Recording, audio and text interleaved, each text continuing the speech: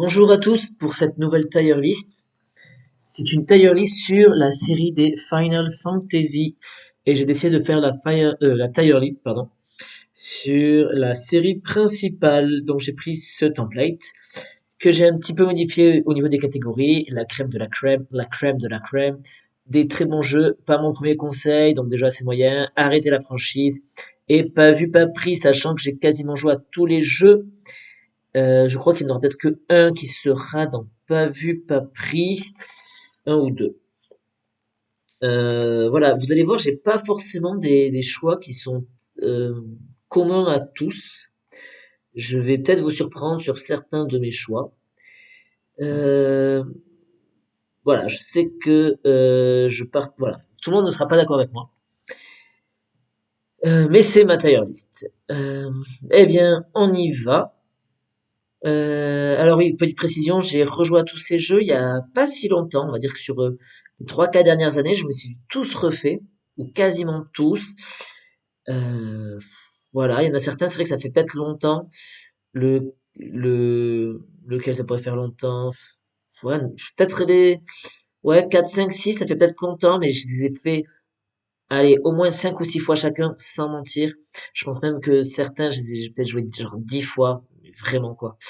Les épisodes Play, j'ai joué un peu moins de fois, alors qu'ils sont plus connus et c'est plus ma génération. Mais je les ai rejoués. Ah non, le 7, ça fait très longtemps que j'ai pas rejoué en fait. Le 7, ça fait très très longtemps que j'ai pas rejoué. J'ai fait le remake qui n'est pas là, mais que voilà, ça fait très longtemps que j'ai pas joué au 7, mais je le connais vraiment bien. Et le 15, j'ai joué qu'une fois lors de sa sortie. Le 13, deux fois. Euh, le 9 et le 8, je les ai rejoués récemment, ouais. Vraiment récemment, mais pas le 7. Et un, 2, 3. Le 3, est-ce qu'ils ont mis le 3? Oui, il y est le 3, j'ai joué il y a longtemps aussi. Et le 1 et le 2, il y a pas si longtemps. On va dire dans les 5 dernières années. Et j'avais déjà joué avant, on va dire 3 ou 4 fois. Bref, on commence avec le 8. Et le 8 n'est pas facile à placer. Je sais que le 8, il est soit détesté, soit adoré. Moi, je suis un peu entre les deux. Le début est vraiment pas mal. Mais bon, après, cette histoire entre Squall et Linois, ça ne m'intéresse pas. Le scénario, je le trouve pas complètement abouti. Il y a eu des théories de fans sur Ultimecia et Linois qui sont plus intéressants que ce qui est réellement le scénario. Le système de combat, je suis pas fan. Ça nous empêche au final d'utiliser de la magie puisqu'elles sont associées à nos attaques ou notre défense. Ouais, il y a les limites, j'aime pas trop. La système des G-Force, je n'aime pas trop. Il y a pas grand chose que j'aime dans ce jeu. Je trouve que c'est un jeu qui a de l'ambition malgré tout. Mais pour moi, il y a trop de personnages sacrifiés, un scénario qui part un petit peu n'importe où après le premier CD, voilà, qui me pose problème. Et bien le 11 va commencer donc directement avec un que je n'ai pas joué, puisque je n'ai pas joué à ceux qui sont online. Le 15, et attention, hot take, le 15, j'ai bien aimé. Je trouve que le 15, c'est vraiment un melting pot un petit peu de tout ce que j'ai aimé dans d'autres jeux. Ça reprend un peu le 6 avec ce laps de temps qui se passe entre le jeu et la fin du jeu. Il y a des éléments qui font penser à plein d'autres jeux et je trouve que, ok, le scénario, il est pas forcément ouf, mais le système de combat est particulièrement prenant et virevoltant. Les personnages sont un petit peu décevants, mais j'aime bien l'idée que le jeu soit aussi très casual. On commence en poussant une voiture, c'est l'anti-spectaculaire, anti-spectaculaire au possible. Et je trouve que le jeu a déjoué comme ça un peu certains, certaines attentes. J'aime bien ça. Et je trouve aussi que c'est vraiment une boule émotionnelle à certains moments où moi, ça m'a vraiment touché. Donc, je vais mettre un très bon jeu et je sais que ça en surprendra plus d'un. Le 5, et alors là, attention, un nouveau hot take. Le 5, c'est un de ceux qui est le moins aimé de la période de SNES. 4, 5, 6, souvent c'est le mal aimé, mais moi, c'est vraiment mon chouchou de cette période-là. Pourquoi? Parce que j'adore ce côté très cartoon, ce côté aventure. Alors, le scénario, c'est un petit peu n'importe quoi, on est d'accord, mais le système de job, c'est mon système de combat préféré de toute la saga. J'adorais faire des combinaisons entre un job et une compétence apprise par un autre job. Je pense qu'on n'a pas fait mieux comme système de combat. Il a ses défauts, c'est-à-dire que chaque personnage est un peu interchangeable, mais il est génial. Et parlons-en Parlons-en justement des personnages, je les trouve super attachants. Moi j'adore Faris, Bud c'est un héros super attachant et rigolo, il y en a aucun qui tire la gueule tout le temps. Voilà, il y a Gilgamesh et sa super musique, Battle on the Big Bridge. Franchement, je comprends pas pourquoi le 5 est aussi décrié. Peut-être parce qu'il a un côté vraiment très plaisant et enfantin, peut-être. Enfin, enfantin. Il est pas enfantin, mais très joyeux et très, allez, on part à l'aventure et voyons voir où ça nous mène. Ça passerait pas dans un RPG moderne, on est bien d'accord. Mais une telle énergie, un tel souffle épique, un tel système de combat, pour moi, c'est la crème de la crème. 4 After Years, c'est celui-là, je crois. Euh, non, non, c'est le 4 tout simplement. Ben le 4, ah non, c'est le 4, ah oui, oui, non, c'est le 4 les années d'après, là. Je l'ai pas vu. Je n'y ai pas joué, je veux dire, pardon. Le 4 tout seul. Ah, le 4 tout seul, il me pose problème parce que je suis pas complètement fan. Ouais, alors c'est vrai que c'est le début sur SNES, parce que le 3 était encore sur NES, et on voit qu'il y a eu vraiment des efforts qui ont été faits, mais en fait, le 4, qui est pas mal aimé par la communauté, moi je suis un petit peu genre, il est pas si génial, quoi. Il est pas mal, mais pour moi, il me faudrait, en fait, il serait entre de très bons jeux et pas mon premier conseil. Euh, je vais le mettre à pas mon premier conseil, mais en haut de la liste, et je pense qu'il y restera. Ce que j'aime moyen dans le 4, c'est que je trouve que c'est trop improvisé. J'ai l'impression que le scénario, alors vous allez me dire, c'est peut-être comme dans le 5 aussi, où le scénario semble improvisé. Où on arrive à un endroit, tiens, il faut faire ci, tiens, il faut faire ça, tiens, il faut aller chercher ci, tiens, il faut aller chercher ça. Mais le 4, il a pas la force du 5, je trouve, au niveau du système de combat, par exemple. Et le 4, tous les personnages ont leur propre pouvoir, ce qui est cool aussi. Mais les personnages sont vraiment fadas parce que, enfin, alors pas tous, parce que oui, Kane, il est cool, Cécile et Rita sont cool, mais on se tape des personnages qui arrivent et qui disparaissent, on sait pas trop pourquoi. Le 4, il me fait beaucoup penser au 2, pour certaines raisons qu'on va voir après, mais je préfère le 2 en fait. 14, comme vous avez compris, je n'y ai pas joué, puisque c'est en ligne, et je crois qu'après, tous les autres, j'y ai joué. Oui, le 9. Ouais, le 9, c'est un de mes chouchous. Je pense qu'objectivement, il est mieux que le 5, mais dans mon cœur, je préférerais rejouer au 5. Le 9, c'est peut-être le dernier jeu. Non, j'aime beaucoup le 15 quand même. Mais voilà, en tout cas, c'est le dernier jeu avec cette ambiance médiévale qu'ils ont fait, il me semble. Avec cette ambiance aussi médiévale, en tout cas. Et j'aime beaucoup cet univers. Les personnages. Ah, je suis en train d'essayer de mettre de très bons jeux, peut-être. On va le laisser là. Mais c'est vrai que le 9, j'aime bien ce système de combat aussi, qui permet d'apprendre des choses sur des objets. Et à la fois, il n'est pas complètement abouti, puisque parfois tu es obligé de te taper des objets qui sont pourris, juste pour apprendre une compétence. Mais le scénario est vraiment bien. Moi, je trouve qu'on est pris par l'histoire. J'aime bien ce côté voyage un peu merveilleux. Oh, ouais, je sais pas, je vais le laisser là parce qu'il y a un très bon jeu. Alors, le 1 et le 1, c'est quand même pas super d'y jouer, hein. On va pas se mentir, mais il a vraiment bien vieilli. Le 1 vous demande de faire des choix au tout début au niveau des personnages que vous prenez. Euh, Guerrier, mage noir, mage blanc, mage rouge, etc. Et attention, ces choix sont finis jusqu'à la fin de la partie. Vous garderez vos personnages tels quels. Alors, ils vont évoluer quand même, c'est-à-dire que le mage noir deviendra sorcier noir, par exemple. Le guerrier deviendra paladin ou je sais plus quoi. Mais vous ne pourrez pas changer de job, en fait. C'est juste qu'il évolue. Et ça, c'est plutôt osé, on va dire. Bon, c'est un vieux jeu. Mais après, les systèmes de combat est quand même très vieillot, bien sûr. Le scénario, il n'y en a pas vraiment. C'est une quête aux objets. Tu arrives à un endroit, tiens, il faut que tu ailles chercher tel objet. Alors, ok, là, le jeu est très vieux. Enfin, il est très vieux. Il est des années 80, je comprends bien. Il a posé quand même quelques fondements. J'ai pas envie de l'assassiner, hein. Mais je peux pas dire aux gens, le 1, c'est le mieux de la série, comme pour certaines sagas de jeux, hein. On dit le 1, c'est le mieux de la série. Comme pour, je sais pas, si je faisais un tier list de Baphomet, je dirais peut-être que le 1 c'est le meilleur des Baphomet.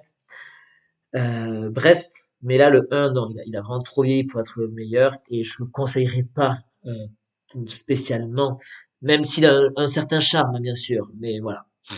Le 7 bon, alors le 7 là, je vais pas faire un hot take, pour moi c'est le meilleur. Alors, ok, j'ai commencé avec le 7 donc beaucoup de gens ont commencé avec le 7 et forcément ont eu ce coup de cœur pour la saga à travers le 7 et ils gardent un peu le 7 dans leur cœur et j'en fais partie, hein, je m'en cache pas. Mais pour moi, le 7 il a une force émotionnelle de par son scénario qui n'a jamais été égalé, en fait. Et le scénario a ses défauts. Hein, je suis pas complètement fan de l'aspect narratif du CD2 où on recherche juste des méga matérias. Clairement, c'est pas ce qui m'intéresse. Où on fait juste parfois une course au niveau de Sephiroth, c'est pas ce qui m'intéresse. Mais tout ce qui est le développement des personnages, je pense qu'il n'y a pas eu mieux. C'est le mieux de la série. Et en termes de ce que tu dois comprendre de l'histoire, parce que te suggère le jeu, je pense qu'il n'y a pas eu beaucoup mieux non plus. Ou en fait, si tu veux vraiment comprendre le scénario, faut que tu ailles fouiller dans des petits coins de l'histoire, faut que tu comprennes ce qui s'est vraiment passé. Alors, le jeu t'en donne beaucoup, mais je pense qu'il y a beaucoup de personnes, et moi compris, hein, quand on a terminé pour la première fois FF7, on s'est dit, je suis pas sûr d'avoir tout compris. Et quand on le refait plusieurs fois, quand on lit un petit peu sur Internet, on se rend compte à quel point le jeu, en fait, on le, on le déguste mieux encore les fois d'après. Et voilà, le système de combat des matérias, je pense que tout le monde ou presque l'adore. C'est pas mon préféré, mais je trouve qu'il est vraiment super bien. Il permet de faire des super combos. Les personnages, comme je dis, sont top. Voilà. Le 6 c'est là aussi hot take. C'est pas mon préféré. Le 6 je l'aime vraiment bien. Je le trouve vraiment très bien. Mais pour moi, il est pas proche du 7. C'est-à-dire qu'il y en a plein qui pensent que le 7 et le 6 sont les meilleurs. 7, 6, 10, c'est souvent les préférés des gens. Alors, on va dire que le 7, c'est les préférés de ceux qui ont découvert avec le 7, le 10 avec ceux qui ont découvert avec le 10, et le 6, c'est ceux qui se la jouent un peu puriste. Et moi-même, je me considère comme un puriste de Final Fantasy, puisque j'ai quand même joué plein de fois au 1, au 2, au 3, au 4, au 5, au 6, qui sont les premiers.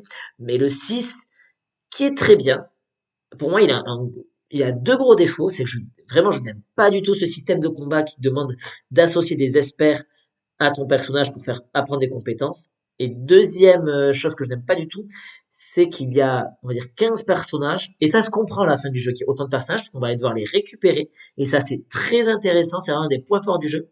Que le 15 a repris d'ailleurs un petit peu à la fin. C'est ce côté donc saut dans le temps. Bref, je reviens en arrière. Mais ce que je n'aime pas, c'est ils sont pas assez développés. Il y a plein de personnages qui ne sont pas du tout développés. Et il y a des personnages qui sont cool, comme Céleste, Terra, Edgar, Sabin, même Locke, il est cool. Les premiers qu'on débloque, en fait. Mais plus le temps passe, plus ils sont nuls, ces personnages, quoi. Et on s'en fout alors aller les rechercher, on s'en fout un peu. Et voilà. Après, il y a des choses que j'aime bien au niveau des personnages, c'est le changement de héros. Au début, on pense que c'est Terra. Après, on se dit non, finalement, c'est Locke. Non, finalement, c'est bien Terra. Et à la fin, c'est plutôt Céleste. Et en fait, le jeu a vraiment bien fait une aventure collective. C'est pas l'histoire d'une personne, c'est l'histoire d'un groupe. Enfin, du moins de quelques-uns dans le groupe. Et ça, c'est vraiment bien fait. Enfin, le scénario, il est vraiment intéressant. C'est le scénario le plus développé qu'ils ont fait entre le 1 et le 6, sans aucun conteste.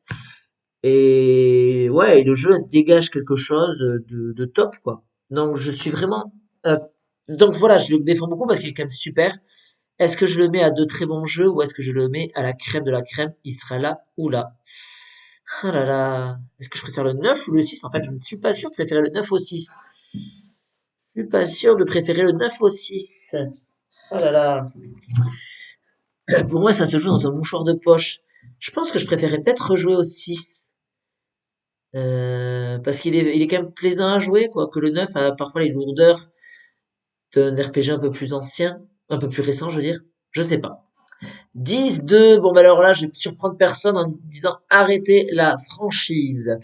Euh, je vais pas assassiner le jeu, qui a quelques bons côtés, ils ont essayé de faire quelque chose de fun parfois, mais bon, clairement, quand je joue à Final Fantasy, c'est pas ça que j'ai envie de jouer, je trouve ça complètement con.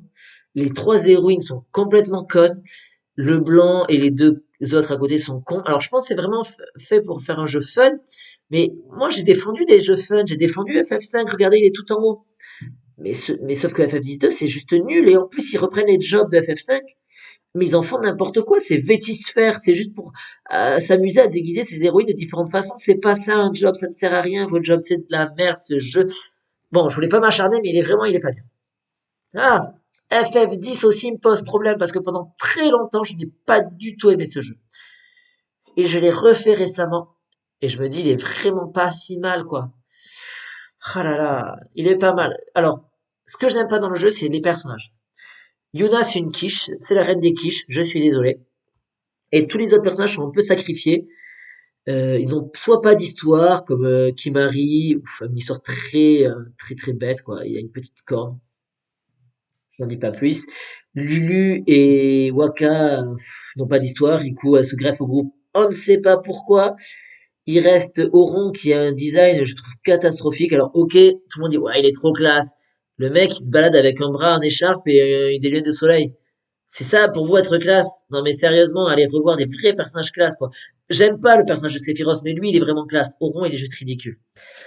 Et Tidus qui est un peu bon, le héros qui avec lequel on voit l'histoire, mais qui n'est pas vraiment un personnage très développé, même si on en apprend sur lui dans le jeu et notamment à la fin. Mais ce que j'aime beaucoup dans le 10, c'est quand même son système de combat et l'ambition du jeu. Donc je reviens. Le système de combat, j'aime vraiment bien ce côté tour par tour. Je trouve ça vraiment super bien. Il y a un côté hyper stratégique. Et c'est rare où dans un FF, on prend autant de plaisir dans un combat. Et le système de sphérié, j'aime beaucoup aussi. Et l'ambition du jeu, je pense que c'est un de leurs jeux leurs plus ambitieux, de vouloir vraiment faire quelque chose de, on va dire, un monde. Alors à chaque fois, ils créent un monde entier, bien sûr, mais là, je trouve qu'on le ressent vraiment bien dans le disque. On ressent vraiment bien Spira. Je mettrais peut-être pas en premier conseil, mais je pense que c'est quand même un très bon jeu. Enfin, un bon jeu. En fait, pour moi, c'est un bon jeu. Il serait comme le 4 entre les deux. Lightning Returns. Oh là là. Lightning Returns, c'est lequel? C'est le 13-3. Donc, ben, j'ai bien aimé. J'ai bien aimé. Il serait aussi dans cette zone avec le 10 et le 4. Là, entre les deux. Je vais le mettre. Merde, il est passé où? Lightning Returns. Ah, pardon, je l'ai mis là. Je vais les mettre là.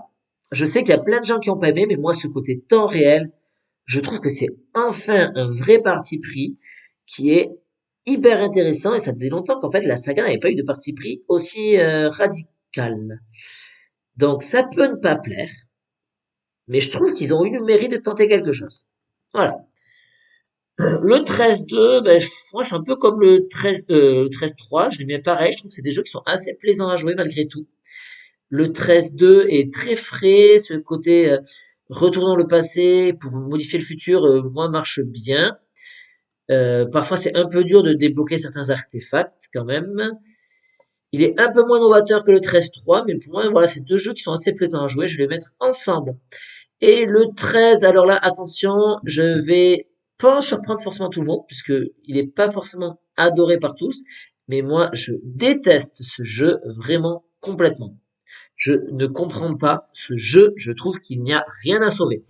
Je déteste les personnages, je déteste l'histoire, je déteste le système de combat, je déteste le monde qu'ils ont créé, euh, je déteste son côté couloir, je déteste tout. Il n'y a vraiment rien que vous pouvez me dire qui me ferait dire ah oui ça c'était pas mal. Je n'aime pas le personnage de Lightning, je n'aime aucun personnage. Je trouve qu'il n'y a rien de bien. Ok, alors le seul truc qui est bien c'est peut-être les graphismes, mais même les musiques ne m'ont pas du tout emporté. Et en fait ce jeu, je ne comprends pas. En fait les gens qui aiment ce jeu, c'est vrai que ça me dépasse tellement je le trouve atroce, vraiment.